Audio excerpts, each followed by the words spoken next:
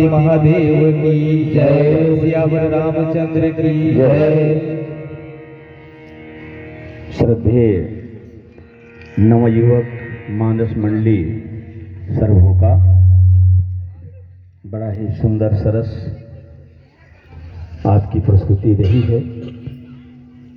साथियों, रामचरितमानस के एक एक चौपाइयाँ, एक एक पंक्तियाँ महामंत्र हैं।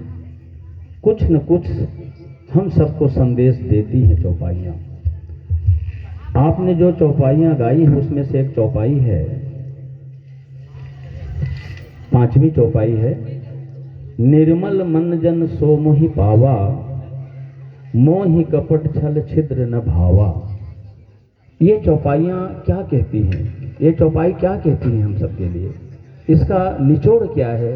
यहाँ बैठे श्रोता समाज को संदेश के रूप में कुछ कहें।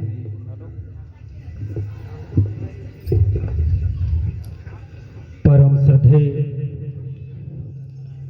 निर्णायक महोदय जी,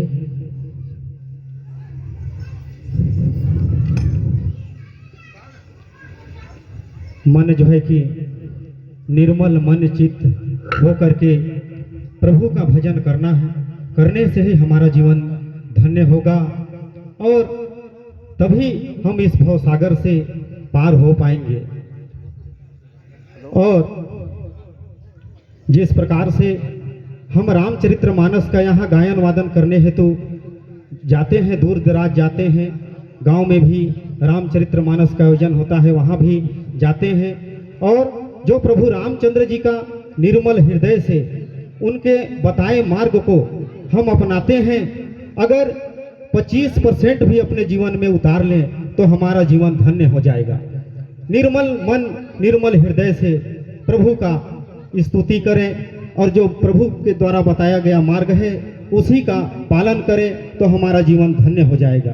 सो ऐसा मैं अपने विवेकानुसार आपके श्री चरणों में परोस रहा हूँ।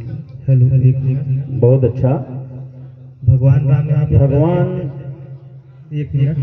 भगवान राम यहाँ पर कहते हैं कि जो मनुष्य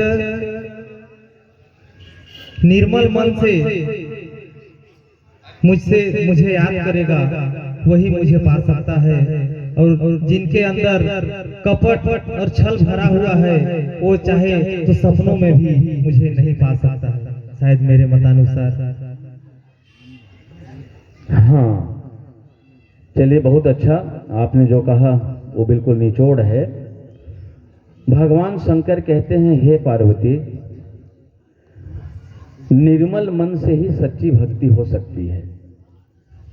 भोलेनाथ कहते हैं, हे पार्वती, जिनका चरित्र उज्जवल है वे ही परमेश्वर को प्राप्त कर सकते हैं, ईश्वर को पा सकते हैं।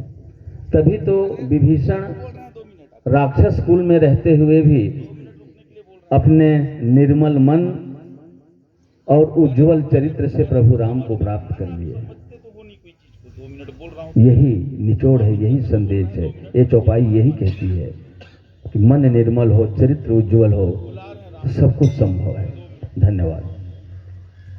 माना साथियों, चौपाई को देखिए। जगमोह सखा निशाचर जेते लक्ष्मण हनई निमिष होते थे। भगवान एक तरफ कहते हैं कि मेरे को भी हाथ नहीं लगाना पड़ेगा राक्षसों के संहार के लिए, वो तो लक्ष्मण ही काफी है। इसके बावजूद भी सहारा क्यों लेते हैं बंदर भालुओं का?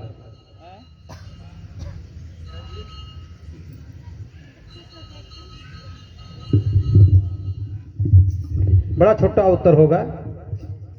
परम आदरणीय निर्णायक मंडल जी, वानर भालू वो सब देवी देवता ही अवतार लिए थे श्री रामचंद्र जी का सेवा करने के लिए। जब धरती माँ और सभी देवी देवता ब्रह्मा जी के पास गए थे तो वही उनको बताए थे कि श्री रामचंद्र जी राज दशरथ के यहाँ अवतार लेंगे और आप लोग जाओ, उसी समय आप लोगों का सेवा करने का मौका मिलेगा। तो सभी देवी देवता देवता लोग अपना वानर भालू का रूप लिए हुए थे, तो उनको सेवा करने का मौका मिला, इसलिए शायद मेरे मतानुसार। महोदय जी, मैं भी इसमें जोड़ना चाहूँगा संक्षिप्त में।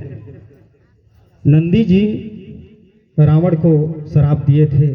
रावण नंदी के ऊपर व्यंग्य किया था और उनका मुख वानर के समान दिख रहा था। उसी समय नंदी जी ने रावण को श्राप दिया था कि तुम्हारी मृत्यु राक्षस जाति का मृत्यु का कारण ये वानर ही होगा। ऐसा मैंने कथा श्रवण के दौरान मुझको प्राप्त हुआ था, जो आपके श्री चरणों में सादर समर्पित है। रावण भी वरदान में मांगे थे ना कि मनुष्य और वानर भालू के हाथ से ही मेरा मृत्यु हो, तो शायद इसलिए। हाँ, थोड़ा सा विचार में भी जोड़ दे रहा हूँ ना। कुल मिला के वर्तमान समय के अनुसार से शासन सत्ता में भी आप देखते होंगे कि जनप्रतिनिधि के रूप में एक पार्टी का कोई भी जो प्रतिनिधित्व करता है, उस प्रतिनिधि के भी प्रतिनिधि गांववार होते हैं हर एक गांव में। तो इकाई, वह यूनिटी, वह सत्ता मजबूत हो जाती है, कई आदमियों के ऊपर जिम्मेदारी हो जाती है, सब जो है संभालते हैं शासन सत्ता बढ़िया से, और सबका सम्मान हो जाता है। ठीक ना? नेतृत्व तो अकेले करते हैं, लेकिन सबका सम्मान हो जाता है एक के साथ। जी ठीक, बहुत बहुत धन्यवाद। हाँ, बोलिए सियावर रामचंद्र की जय।